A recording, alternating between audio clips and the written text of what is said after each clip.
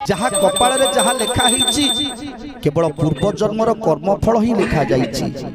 तेणु से पूर्व जन्मर कर्मफल को ए जन्म रे आमे भोग करूछंती, पूर्व जन्मर कर्मफल को ए जन्म रे भोग करूछंती भाबी कर्म को आदरी जदि दुख को आमे सही जिबा, जदि दुख को सही जिबा ना ताहले से दुख आम पाई सुख हो जिवो। ए मनुष्य जन्मर लाभ होछि एकमात्र जदि आमे गोविंद को चरण कमल रे समर्पण करि दबा।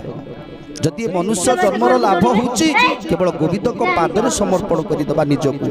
विष्णुर गुण कर्म जेते नित्य